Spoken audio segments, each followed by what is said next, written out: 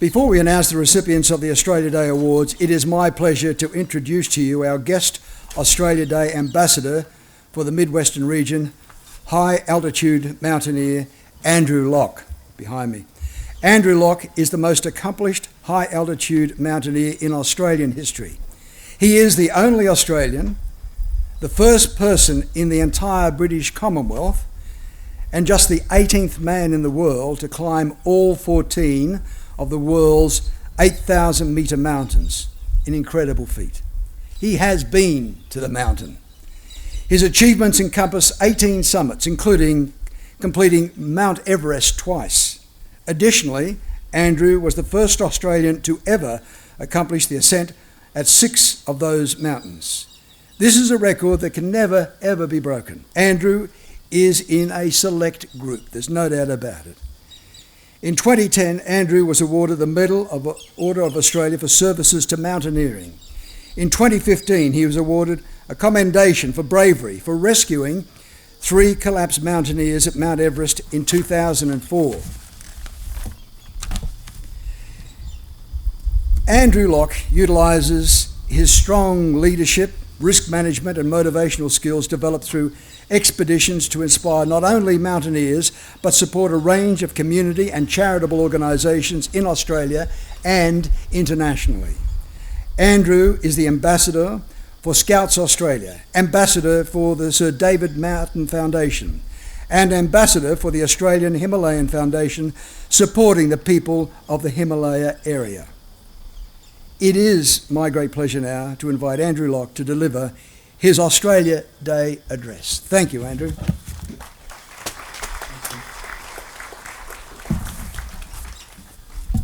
Well, good morning, everyone, and happy what's going to be a sweltering Australia Day, I think.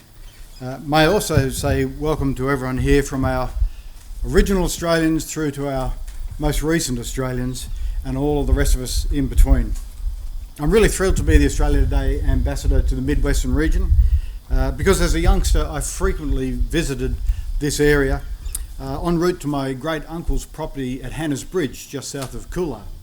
We generally passed through Mudgee and stopped for lunch on the way through, so it's fabulous to come back. And in fact, just in late 2019, before the big bushfire season, I came up here searching both for Hannah's Bridge and then for that old property to see the old homestead, because it's no longer in our family. And so once again I passed through Mudgee on my way up. As Ken mentioned, I'm a bit of a climber, and in a few months' time, COVID willing, I'll be back in the Himalaya climbing another big mountain. Needless to say, it'll be very cold and somewhat intimidating, quite the opposite of today. I'm often asked what I miss most when I'm overseas for months at a time, and the truth of it is it's good Aussie food. And I confess to having snuck out before this event this morning to get myself a good bacon and egg sandwich, and I'll probably go and get another one before the end of the day. Typically on those expeditions I lose between 10 and 15 kilograms of body weight because the diet on the mountains is very, very lean over quite a long period. So I do love the Australia Day excuse to go and get one of those sandwiches. To give you a little insight into my background, the 8,000 metre mountains that Ken mentioned are the highest mountains in the world. All of them are an altitude which we call the death zone, because you cannot survive at that altitude for more than a few hours without bottled oxygen, and even with bottled oxygen your time is extremely limited. Everest is best known, of course, but there are 14 and they're all in the Greater Himalaya region of South Asia. Every expedition takes 2 to 3 months to complete, and to succeed in climbing all 14 of those peaks took me 23 expeditions over 16 years. I actually lived on the sides of those mountains in total for about 4 years. I climbed in small teams of 2 to 3 people generally, or occasionally in larger teams, and mostly I climbed with climbers from other countries because I simply couldn't find enough Australian climbers who were willing to climb on those peaks in the lightweight style and as regularly as I like to climb. Of course, it was fearsomely tough, very cold and quite dangerous, and I lost more than 20 of my friends to those mountains over the years.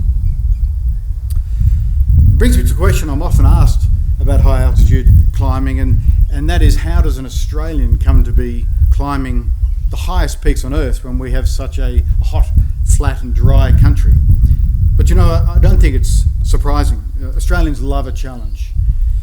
When I was a young man, I saw a slideshow about Mount Everest, and right at that time I was trying to find direction in my life, and that slideshow was like an epiphany for me, and I decided then and there that I would climb Mount Everest. The only problem was that I'd never climbed anything higher than Frog Rock. In those days you couldn't be guided up Mount Everest, you had to be a climber, and in any case I'm not the type who would want to be guided. I wanted to undertake the challenge on my own terms. So like any big project, I broke that massive goal down into achievable stages.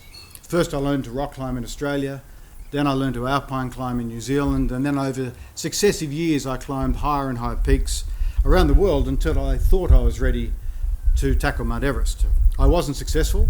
In fact, on my first 2 expeditions to Mount Everest, inexperience and mistakes cost us the summit. But it didn't occur to me to give up just because the goal was so tough. In fact, for me, that made it more worthwhile. So I went off to climb other large mountains for a few more years until I had the experience to come back and lead my own expedition to Mount Everest. I climbed with citizens from just about every country on Earth. And along the way, I learnt lots about culture and the strength that the diversity brings to a team. I learned about leadership, teamwork and risk management, but most importantly, resilience. Because to achieve the greatest goals in our lives, we have to be resilient. Success does not always come on the first attempt, but if the goal is truly worthwhile, then it's worth fighting for. So I kept trying until 15 years after having that first dream to climb Mount Everest, I finally stood on top of the world. But I wasn't finished with the mountains because, for me, the achievement of one great challenge is actually just the starting point, the base camp for the next challenge that we set ourselves. I wanted a new and bigger challenge, and so then I decided to climb all 14 of those 8,000 metre peaks. And that journey took me another 9 years. Only 6 of the world's most elite climbers had done it to that point, and I certainly wasn't in their league, but that's just exactly what made it a worthwhile challenge. Not every expedition was a success, and there were numerous unforeseen obstacles along the way, so I had to stay focused and committed to that very long-term project. In fact, the final mountain took me 6 expeditions. That's a total of 12 months just to stand on one tiny summit. And after all that effort, I stayed on the top for about 10 minutes. And then I was caught in a blizzard on the way down, and I had to bivouac, which is to camp out without a tent, without a sleeping bag, sitting on a tiny icy ledge and just hanging on, trying not to succumb to the cold, to the frostbite, or to the altitude, and just stop breathing. It was without doubt one of the longest nights of my life, minus 30 degrees Celsius. As I say, no sleeping bag, no tent, just sitting on an ice ledge. Minutes seemed like hours, and the hours were interminable, never ending. I shook with cold for so long that sometimes it seemed almost hopeless. But each time, when I felt completely overwhelmed by the situation, my climbing partner, Neil, would lean over and ask me how I was doing. And that little bit of support and camaraderie meant the world to me and bucked me up just to endure a little bit longer. And I did the same for him when he was at his lowest.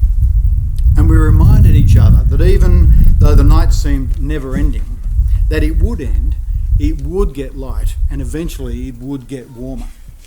We just had to endure. So we endured, and eventually the night did end and life was good again. And I'm so grateful to have been born in this country, because I think Australians have the capacity to endure when many others might give up. That's partly because we're blessed to live in a society that allows us the freedom to choose our own goals, our own lives.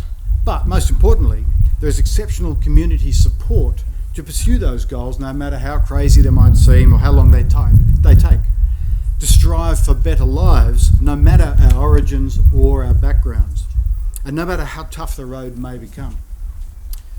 And it's because when the path is at its most difficult, with obstacle after obstacle, I think that is Australia, where Australia stands out as a country like no other. That is when Australians really close ranks and give of themselves more than ever to help each other. That community spirit is what Australia Day really means to me. And I can see the Mid-Western Shire, Mid-Western region is no exception. The range of youth and community programs here is extensive, from the community centres and community transport, book groups and the mobile library service, bookworms, Born to Read, the cultural services, the Orana Arts program, and environmental support through land care and, is it the Putabuka wetlands? The list just goes on, and that's to say nothing of Lions and Rotary and other clubs of that sort, and of course the Rural Fire Service. It would be remiss of me not to acknowledge the extraordinary role that the Rural Fire Service has played in the last couple of years with the terrible fire seasons we've had right across the country, supported of course by the other emergency services and all those essential community groups that operate behind the scenes. I know that, like much of this great country, the Mid-Western region has suffered more than its share of hardships through drought, the fires, smoke damage, and of course, more recently, COVID-19. And at times that must seem overwhelming and never-ending. But I think the Mid-Western community is a great example of what it means to be Australian. Not just having community programs in the good times, but helping each other out in the hard times and enduring in the face of adversity. Your resilience and community spirit are very strong, and the great turnout here today is evidence of that, despite the craziness of the last couple of years. So I urge you to keep looking out for each other, because as hard and interminable as life has been in the last few years, the world does turn, the sun does come up after a freezing bivouac on the side of a mountain, and as a community we will endure, and we are all strengthened by the diversity of backgrounds that make up this great Australian community.